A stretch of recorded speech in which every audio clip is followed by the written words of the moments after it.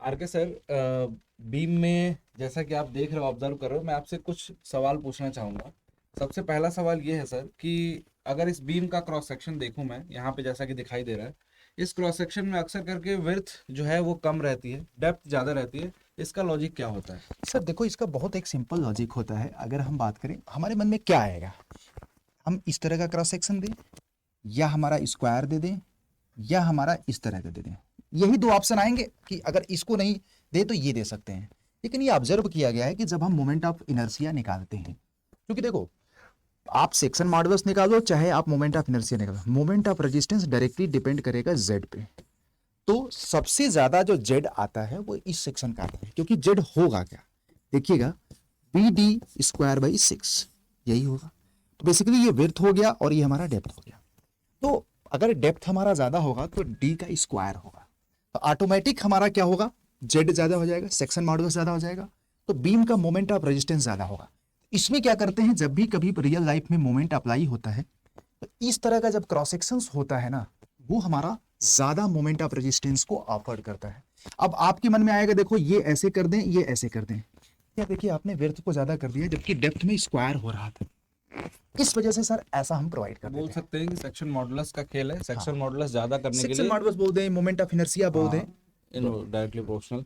तो उसको बढ़ाने के लिए, ताकि स्ट्रेंथ ज़्यादा रहे। दूसरा एक सवाल है सर कि अगर कंक्रीट और स्टील को दोनों को आपस में हम जोड़ते हैं, तो यहाँ पे ये बोला जा सकता है कि कंक्रीट का मटेरियल जो है और स्टील का मटेरियल, इन दोनों में कुछ सिमिलरिटी होती होगी, क्योंकि जब इनके कनेक्शन ऑलमोस्ट लग रहा है कि पैरेलल कनेक्शन की तरह दिखाई देते हैं, दोनों एक दूसरे से चिपके हुए होते हैं, दोनों मटेरियल का बिहेवियर अलग अलग होगा, तो ये तो पॉसिबल नहीं हो सकता था। तो क्या सिमिलरिटी होती है, क्या खासियत होती है कि कंक्रीट के साथ स्टील को यूज़ किया जाने लगा?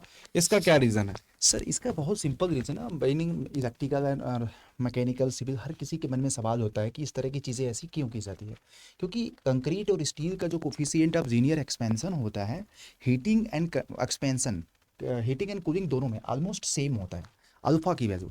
तो इन फ्यूचर कभी भी हीटिंग भी होगी तो दोनों में इलांगेशन सेम हो जाएगा। और अच्छी बात यह है कि इलांगेशन सेम होगा तो ऑब्वियस बात है यार, पैरेलल कनेक्शन हो जाएगा। तो जब भी यहाँ पे एक क्वेश्चन एग्जाम में और भी आता है, मैकेनिकल इंजीनियर, सिविल इंजीनियर अक्सर करके जानने की कोशिश करेंगे यार कि हमारे लाइफ में सीरीज कनेक्शन तो मैंने बहुत देखा है, पैरेलल कनेक्शन का क्या एग्जाम्पल है। देखो यहाँ पे आपको सरिया ऐसे दिख रहा है, राइट, और इसी में हमारा कंक्रीट भी होता है। तो ये हमारे पैरेलल कनेक्शंस के एग्जांपल होते हैं। तो पैरेलल कनेक्शन को कभी कभी हम कंपोजिट कनेक्शन भी कहते हैं, रेनफोर्समेंट कनेक्शन भी कहते हैं, जिसमें हमारा क्या होता है कि इलांगेशन, जिसमें हमारा कंडीशंस कभी कभी एग्जाम में पूछा जाता है तो डेल्टा 1 और डेल्टा 2 की वैल्यू बराबर हो जाती है। जैसे दो हैं, जैसे ये हमारा स्टील का, ये हमारा कंक्रीट का, और जो टोटल लोड होता है वो हमारा दोनों में डिवाइड हो जाता है। अब देखो दोनों में इक्वली डिवाइड कोई ज़रूरी नहीं है कि होगा, क्योंकि दोनों की हमारी क्षमता क्या होती है, अलग अलग होती है, यंग मॉड्यूलस अलग अलग होता है। तो ये हमारे पैरेलल कनेक्शंस की कंडीशन है। लेकिन रजत सर, आपसे मैं आपसे पूछना चाहता हूँ, एक बात मुझे बताइएगा कि जैसे हम सिविल इंजीनियरिंग एस्पिरेंट्स नहीं हैं, हम भी चाहते हैं कि अपना बीम घर पे बनवाएं, तो हम अपने लेबर्स वगैरह को, हम अपने मिस्त्री को स्पेशली क्या गाइड करें, क्योंकि वो लोग इतना स्किल्ड नहीं होते हैं कि इनके बीच में स्पेस क्या रखना है कॉर्नर से, या किस तरह से रेनफोर्समेंट पूरा किया जाता है सब। सर बेसिकली उसके लिए बहुत सारे कैलकुलेशन होते हैं। जैसे सपोज करो कि बार डायमीटर की बात करूं, तो बार डायमीटर, यहाँ तो आपको जो बीम दिखाई दे रही है गाइज, ये तो आपको डबली रेनफोर्स बीम है। यहाँ पे नीचे भी स्टील लगा हुआ है, नीचे वाली स्टील टेंशन में होती है और ऊपर वाली कंप्रेशन में, क्योंकि आपको पता है बीम जब इस तरीके से बेंड होती है तो नीचे वाला पार्ट स्ट्रेच होता है, यहाँ पे टेंशन क्रिएट होता है, ऊपर वाला कंप्रेस होता है, यहाँ पे कंप्रेशन क्रिएट होता है। तो ऊपर वाली कंप्रेसिव स्टील और टेंसाइल स्टील का कैलकुलेशन के लिए हम लोग आरसीसी में बहुत सारे फॉर्मूले देखते हैं और कैलकुलेशन भी जानते हैं। अब रही बात सर, हम क्या ऑब्जर्व कर सकते हैं साइड पे, जो बेसिक चीजें हैं जिसको ध्यान दे सकते हैं। कभी भी जब रेनफोर्समेंट प्रोवाइड कराया गया है किसी बीम में, तो टोटल इसका क्रॉस सेक्शन एरिया कैलकुलेट कर सकते हैं। क्रॉस सेक्शन एरिया कैलकुलेट करने के बाद इन बार्स का डायमीटर आपको पता होगा, इन बार्स का क्रॉस सेक्शन एरिया पता चल जाएगा। तो किसी भी हालत में ये जो टेंसाइल रेनफोर्समेंट है या कंप्रेसिव रेनफोर्समेंट पे, वो 4% से ज्यादा नहीं होना चाहिए।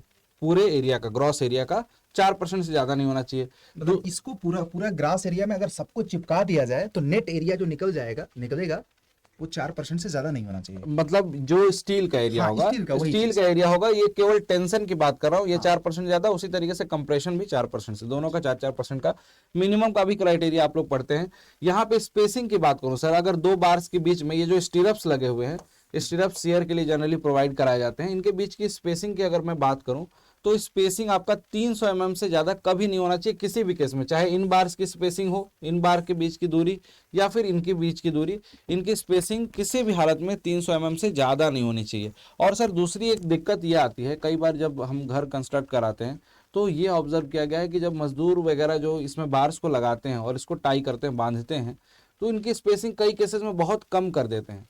तो मिनिमम स्पेसिंग का भी क्राइटेरिया दिया जाता है कि जो बार डायमीटर है, इन बार डायमीटर से इसके बीच का जो क्लियर स्पेसिंग है इनके बार के डायमीटर से कम नहीं होना चाहिए। और भी बहुत सारे क्राइटेरिया है जिसमें एग्रीगेट साइज जो है, कोर्स एग्रीगेट का जो साइज है गाइज, उस कोर्स एग्रीगेट के साइज से यहाँ पे 5 mm से ज्यादा नहीं होना चाहिए। एग्रीगेट साइज प्लस 5 mm से ज्यादा नहीं होना चाहिए। तो ये सब सारे क्राइटेरिया आप लोग पढ़ते रहते हो डे टू डे लाइफ में। और एक और क्वेश्चन मेरा ये भी है सर कि जैसे कि हम जब मकान वगैरह बनाते हैं तो ये सरिया का जो डायमीटर होता है कई तरह के आते होंगे सर, तो बिल्कुल कौन सा ऐसा क्राइटेरिया लगा करके नहीं ये वाले मकान में हमें या इस फ्लोर पे इस इतने मोटे सरिया लगाना चाहिए, इसके जैसे सर ऊपर बढ़ते वो जाते हैं तो बिल्कुल हाँ। बिल्कुल वो देखो सर, जनरल सेंस में अगर बात करें, बहुत कॉमन बात करें तो कॉलम जैसे बना रहे हैं हम लोग, कॉलम के बाद बीम बना रहे हैं, उस पे स्लैब बना रहे हैं, और फर्स्ट फ्लोर के बाद सेकंड फ्लोर आएगा, सेकंड फ्लोर के थर्ड, तो जैसे जैसे अगर हमने प्लान करा है 4 फ्लोर की बिल्डिंग का, तो चौथे फ्लोर पे ऑब्वियस सी बात है कि लोडिंग कम रहने वाली है, ग्राउंड फ्लोर पे सबसे ज्यादा लोडिंग रहेगी। तो लोडिंग का कैलकुलेशन करने के बाद बार्स के डायमीटर का आकलन लगाया जाता है। आपका IS 456 कोड ये कहता है कि किसी भी केसेस में, मिनिमम से मिनिमम केसेस में, अगर हम कॉलम बना रहे हैं तो कॉलम में बार का डायमीटर 12 mm से कम तो होना ही नहीं चाहिए। ये सारे कुछ बेसिक अजम्पशन है। स्लैब के लिए भी इसी तरीके से क्राइटेरिया D/8 डायमीटर का पढ़ा होगा आपने। तो गाइज ये सारे क्राइटेरिया को तो कोडल प्रोविजन को तो फुलफिल करना ही है। और दूसरी सबसे इंपॉर्टेंट चीज सर कि इसका कैलकुलेशन, फोर्स का कैलकुलेशन बेंडिंग मोमेंट के बाद होता है।